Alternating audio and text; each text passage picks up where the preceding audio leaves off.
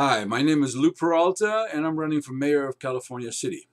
My intention was to cover my third point, bullet point on my brochure regarding water banking, but things have changed, and I want to cover this specifically. Last night, I attended the city council meeting, was surprised to find out that we are voting for buying a $4,000 table for the fire department. Please don't get me wrong. I think the guys in the fire department and the police department are doing a great job. I don't have a single problem with that. In fact, the fire department has been inconvenienced for 3 years, sharing quarters with the police. So I like the idea of them being separate. That's not a problem. But to buy a $4,000 table for them at this point in time, which nobody has seen, I understand that it's got some engraving on it, which makes it probably worth a little more. I just don't think it's proper at this time when the city faces a humongous challenge. We have a $10.6 million budget, I believe it is, and we are only collecting $4.8 million every year. Huge deficit. Now, we can hope that the medical marijuana all of a sudden will start working next week and start sending taxes to our coffers, or perhaps the city will want to go through another special tax just to save the day. I don't think that's going to happen. So to spend $4,000 on a table at this proper time, at this time, I think is ludicrous. I love the fire chief. He does great work. He takes care of his guys. I think he's wonderful. But right now, if he was my son or some family, I would say, don't do it now, man. There's no money. There's no money. Even though he has saved from the construction budget, still, let's keep it aside for an emergency. Just because you save it, don't have to spend it.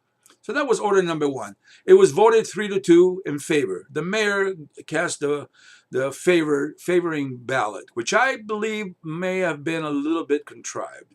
Now, this is me talking as a candidate, so I have to look beyond that. I think she did it for political reasons, honestly, because I don't think she believes that a $4,000 table at this time in our economy is really the thing to do. Nonetheless, it was voted, they'll have it. Then I was very much surprised to look at the next proposal that the city is doing. They're upping their California City's master fee schedule. Let me tell you, folks, if we were flush, I would have absolutely no argument to raising our fees. The fees that I want to raise, some of them are for the park and the recreation, or some of them are for the golf course. I have very little problem with that because they're minuscule. $2 here, $5 here is not going to make or break us. And we have to provide fluidity to both the park and the golf courses, because that's really the basic attractions that this city has. So I don't have a problem with that. What I have a problem with is they're raising and in some cases installing new fees in construction, subdivisions, architecture, plan checking. Why? They cited that, Lancaster has done it. We're right about what Lancaster is or below, or Ridgecrest or some of the other cities. Folks, we are not Lancaster. We are not Ridgecrest. We are California City with 14,000 people and one construction job going right now. Of course, the city manager was happy to report that there were 3 applications for new homes. That's terrific, but that's not money in our coffers.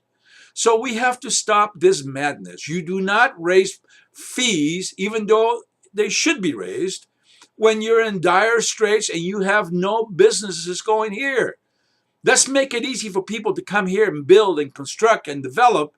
And once we get that ball rolling, then we can raise our fees. But right now, it's silly. If I'm lowering my entry fees for my events because my numbers are down, it makes sense that everybody has to do the same. Now, I know I'm going to be chastised by the city folks and the people who work for the city, but the realities are there. We do not have the money. The administration has put us in a dire position. If we don't do something about producing another $6 million a year, this town is going to go bankrupt. So I'm running for that reason. We have left behind some of the problems. I'm going to try to tackle them. Now, I'm promising you a lot. Am I going to be able to deliver?